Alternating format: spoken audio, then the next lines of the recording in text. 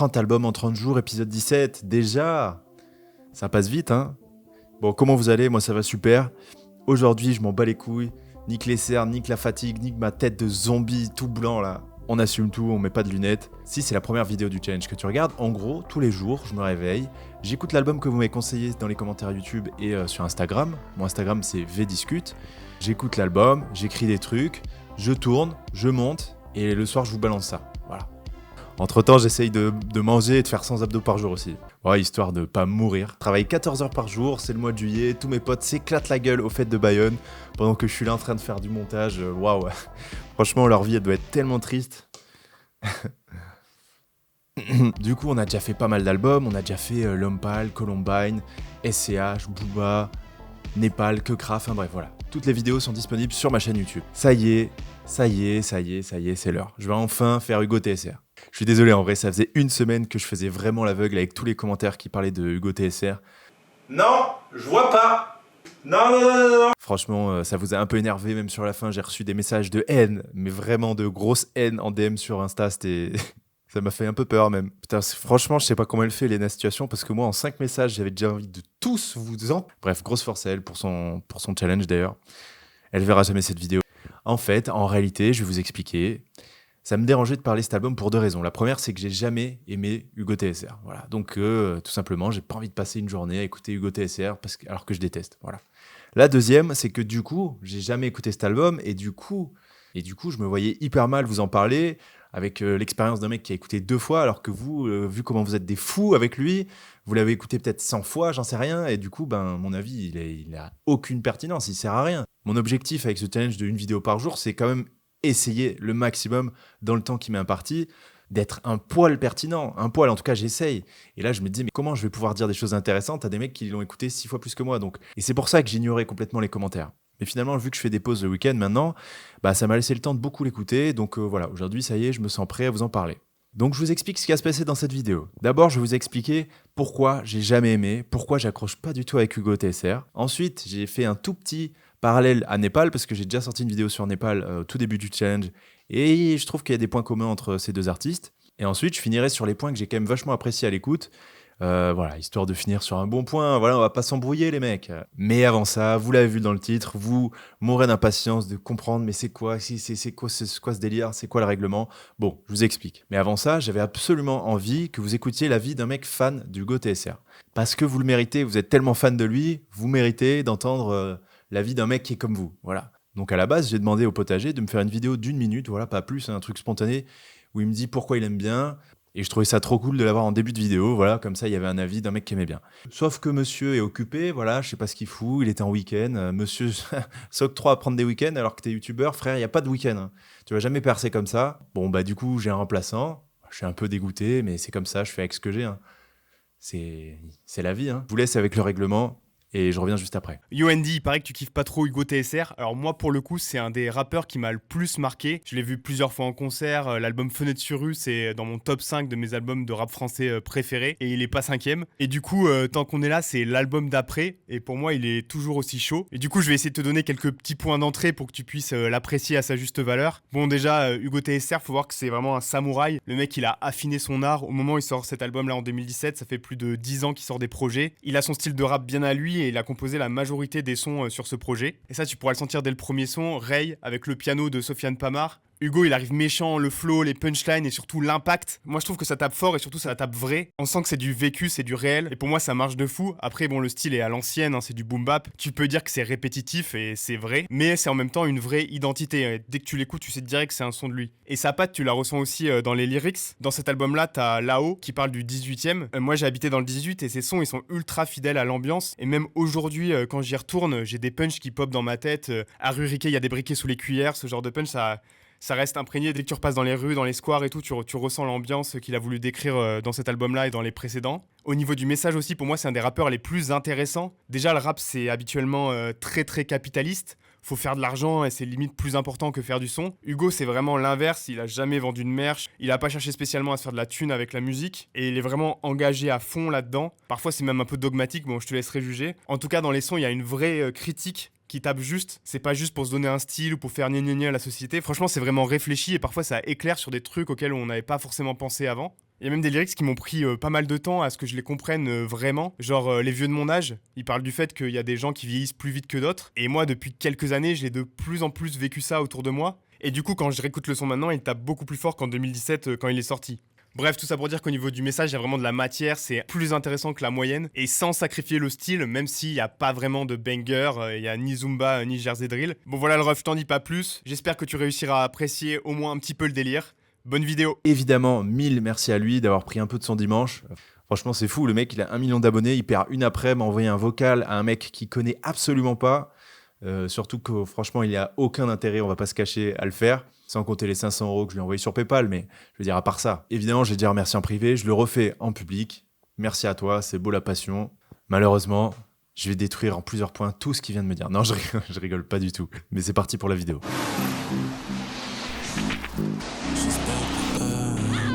Demain tout ira bien. T'as capté, hein?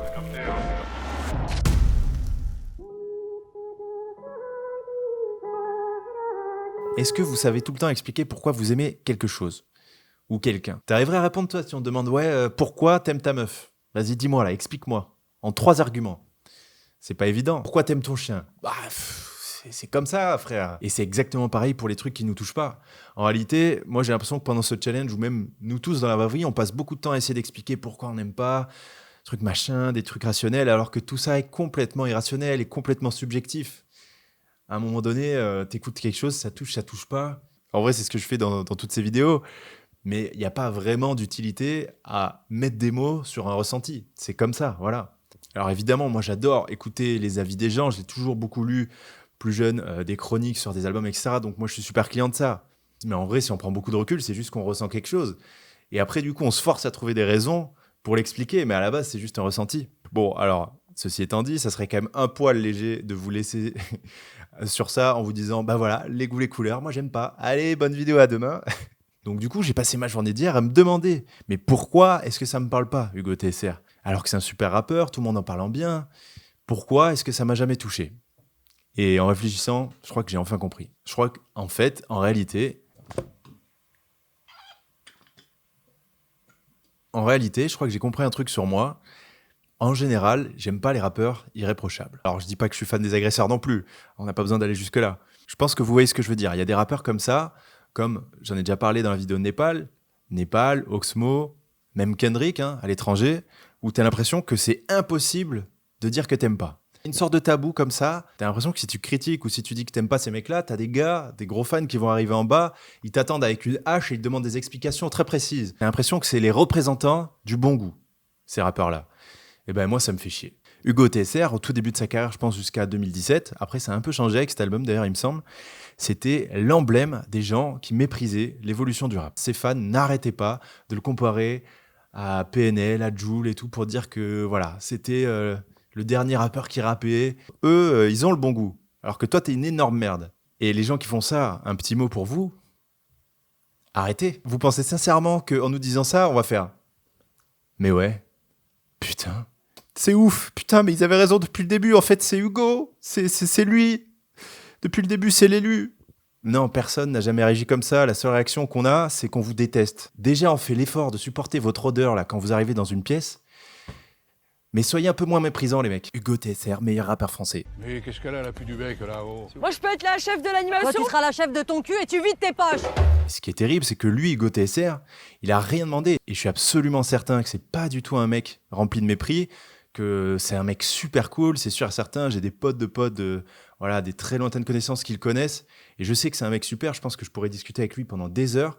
Mais malheureusement, je suis obligé d'avouer qu'en tout cas sur moi, les fanbases absolument insupportables, ça peut me faire passer l'envie d'écouter un mec. En fait, quand il y a des mecs qui passent leur temps à combattre tes goûts personnels, ce que toi tu kiffes, en brandissant leur emblème Hugo TSR ou Davodka ou que sais-je, en disant ça c'est le vrai rap, toi tu comprends rien, bah c'est pas le meilleur truc pour donner envie d'écouter. Pas du tout même. Et en plus, je vois exactement ce qu'ils veulent dire et je les comprends, tu vois, il y a une part de vérité dans ce qu'ils disent. Ce qui est énervant, c'est le mépris. Mais oui, effectivement, le rap a vachement évolué, c'est beaucoup plus chantonné, c'est beaucoup plus... on le voit, tous les albums que j'ai fait en 2017, t'as énormément de blockbusters, de tubes qui passent à la radio, etc. Et ils aiment pas ça et je comprends, ils ont le droit. Mais malheureusement, moi, cette évolution-là, je l'adore. Un de mes rappeurs préférés à 2H, la moitié des morceaux, il rappe pas. Et voilà, moi, j'adore le fait que le rap soit plus musical. Donc, juste, je suis pas d'accord avec vous. Donc, voilà. Après, chacun ses goûts et on s'en branle. Mais juste, voilà, j'ai beaucoup de mal avec les gens qui ont besoin de montrer qu'ils ont des meilleurs goûts que toi.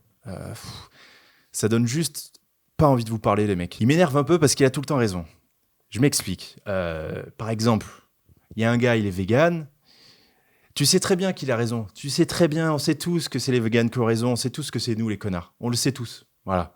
Il y a un gars, il va pas prendre l'avion parce que truc. Et c'est lui qui a raison. Voilà. Sauf que, indéniablement, ils sont hyper énervants, ces gens-là. Moi, c'est comme ça que je ressens. Les gens parfaits, je les trouve énervants. Je vois aucun charme là-dedans. Oui, t'as tout le temps raison. Oui. Franchement, je suis d'accord avec absolument chaque phrase que Hugo TSR dit, je pense, dans cet album-là, en tout cas.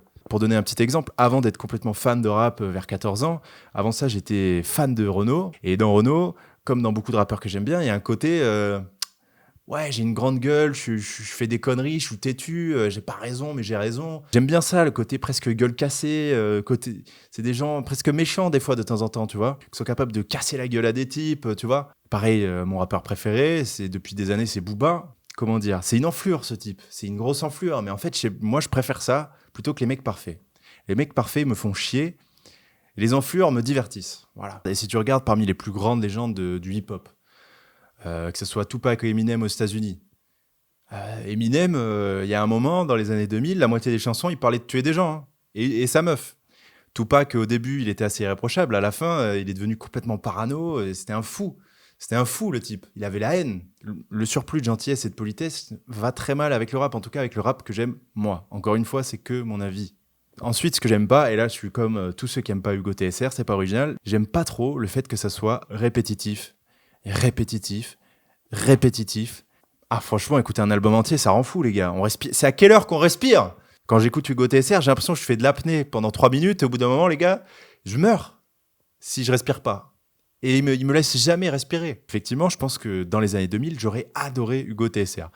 Fallait voir comment j'étais fan de Cynic, qui fait à peu près le même morceau de A à Z, je vulgarise. D'ailleurs, je voudrais raconter une anecdote personnelle. Samedi soir, j'étais avec un pote qui est venu chez moi.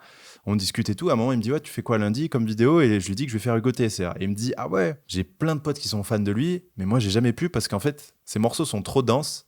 Et j'ai l'impression que j'écoute une phrase, j'ai pas le temps de m'en remettre, qu'il y en a 10 qui sont passés. Et je suis complètement d'accord. Fait, je pense quoi, 5-6 écoutes entre le week-end et ce matin. Et honnêtement, je pense que j'ai entendu une phrase sur 10. À chaque écoute, t'entends une nouvelle phrase et voilà. Mais le problème, c'est que... Alors oui, c'est très bien. Alors oui, pour les gens qui écoutent que du Hugo TSR pendant toute l'année, c'est génial. Vous allez pouvoir déchiffrer pendant 12 mois ces textes, même plus, pendant 5 ans, parce qu'il met beaucoup de temps avant de ressortir un album. Le problème, c'est que moi, j'aime bien d'autres choses. Donc, juste, j'ai pas la patience. Ça me donne l'effet de, je sais pas, comme si on me donnait 3 manger d'un coup, c'est un peu écœurant. Voilà, moi, ça me fait cet effet-là. Alors, par contre, et là, je serais la pire des enflures de pas l'avouer, il fait une seule chose, mais cette chose-là, qu'est-ce qu'il a fait bien ? Qu'est-ce qu'il a fait bien ? Et à un moment, il en parle dans l'album, il dit, voilà, à force de répéter, j'atteins la perfection, truc machin, mais c'est d'une justesse. Son flow, il est impeccable. Été 2015 sur la butte, c'est mieux qu'Ibiza.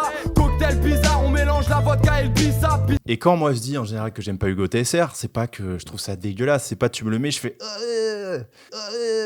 Pendant des années, j'ai des potes qui sont fans, d'ailleurs mon coloc, c'est lui qui me l'avait fait découvrir, il était fanatique, mais hardcore, il va détester cette vidéo du coup. C'est lui qui m'avait fait découvrir Hugo TSR, je pense que c'était en 2012 ou 2011.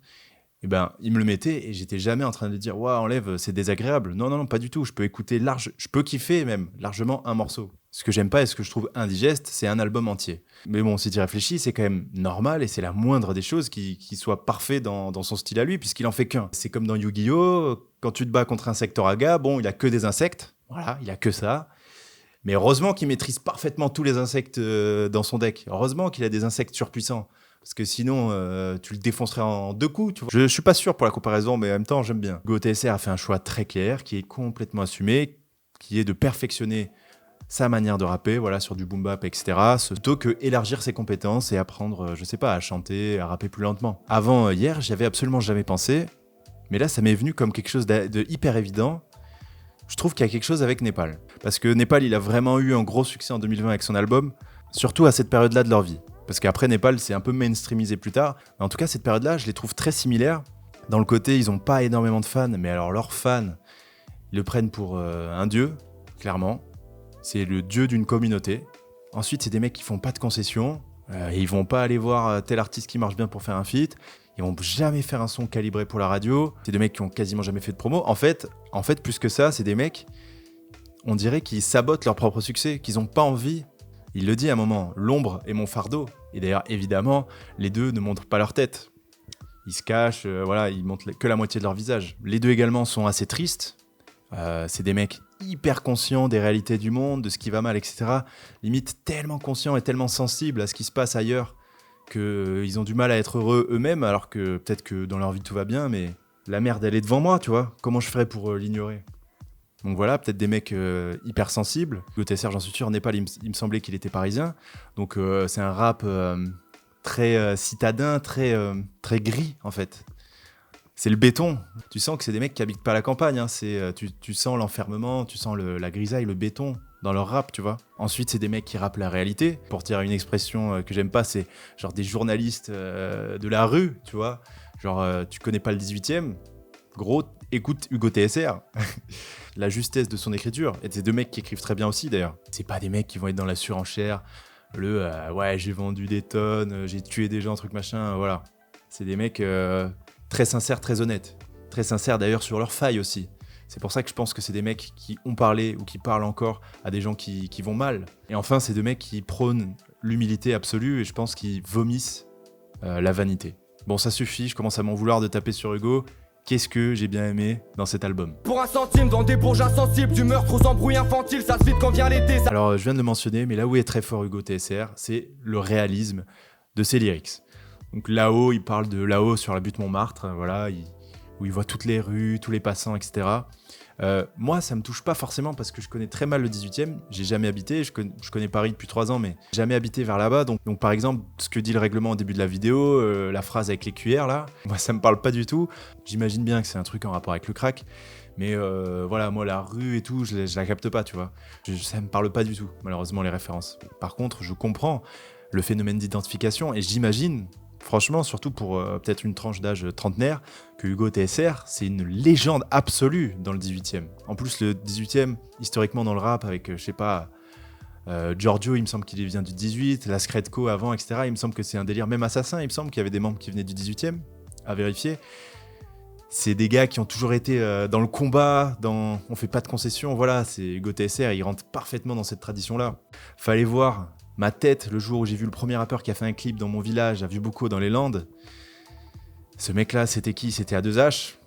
Et ben, il faut voir comment ça rend rendu fou et comment 12 ans plus tard, je meurs littéralement si j'écoute pas A2H une fois par semaine. Et encore, je dis ça, c'est limite une fois par jour. Donc, je vois très très bien le côté identification. Ça se trouve, s'il avait pas fait ce clip-là à Vieux-Bocaux ou si j'habitais ailleurs, j'aurais jamais écouté A2H. Hein. Peut-être que je serais dans l'ignorance comme vous là. Vous êtes complètement fous. Je sais pas ce que vous avez à pas l'écouter, mais bon voilà. Peut-être qu'il n'a pas fait de clip dans votre ville. Il vient de sortir Porn Summer.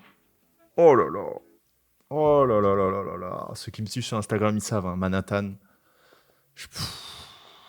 Quand j'aurai fini mes vidéos, je vais écouter, je pense, que cette chanson tout l'été. J'ai mis avec 3 vixen dans le condo. La dernière aime bien faire la soumise. On part à Manhattan. Y'a rien à y faire, mais j'ai choisi ce point sur la carte. Manhattan. Y'a rien à y faire, mais j'ai choisi ce point sur la carte. Hey, ouais. Tu vis au crochet de la société. Tu demandes aux gens qui sont dans la vie active, dans la vraie vie, de sponsoriser tes vacances. Et ça, c'est pas juste. Il y a un morceau qui m'a énormément plu, et c'est marrant, le règlement, on a parlé dans son intro, et même avant que lui il en parle, le potager m'avait dit, tu vas voir, les vieux de mon âge, tu vas kiffer, ça va peut-être te faire penser à des choses, et effectivement, moi j'ai 27 ans, je commence à peine à entrevoir ce délire, même si je pense que dans 5 ans, ça sera encore pire. Quand je parle de mon avenir, pour eux je raconte un tas d'histoires. J'exaucerai mes vœux, allez vous faire foutre, moi j'y crois. En vérité, je suis en train de chasser un rêve d'enfant, c'est tout ce que je fais là sur YouTube tous les jours. Évidemment, c'est un rêve d'enfant d'être youtubeur. Ça n'a pas de sens en vrai. J'ai fait des études assez stylées et tout. Je peux vous dire la gueule de mes parents quand je leur ai dit que j'arrêtais pour être youtubeur. Dans leur discours, rien de motivant. Ils parlent de meufs, de mode. Pour eux, j'ai le mode de vie d'un mort vivant. Dans le morceau, il est plus dans ses potes à lui qui deviennent vieux. Moi, c'est pas dans mes potes, c'est plus dans la pression familiale et tout que je ressens un peu ce morceau-là et auquel je m'identifie à fond. Donc voilà, super morceau. Si jamais vous voulez écouter qu'un morceau parce que vous aimez pas trop Hugo TSR, écoutez Les Vieux de mon âge. Surtout si vous avez plus de 25 ans, je pense que ça peut vous parler. Bon alors j'ai pas du tout assez écouté cet album, hein, je vous l'ai dit, c'est pas un truc qui se digère en 4 écoutes. Je vais vous donner des points que j'ai adorés, voilà rapidement comme ça que j'ai noté. Par exemple les références au ciné. Alors d'après ce que j'ai compris, c'est un truc qu'il a toujours fait. Évidemment son premier album en 2012, Fenêtre sur rue, référence évidente au film Fenêtre sur cour. Fenêtre sur rue parce que lui il observe les gens dans la rue et c'est quelque chose qui lui a encore permis en tant que rappeur parce que même s'il a beaucoup de fans, bah, le fait d'être masqué, tu peux le croiser dans le 18e, ça se trouve, tu l'as déjà croisé, t'en sais rien.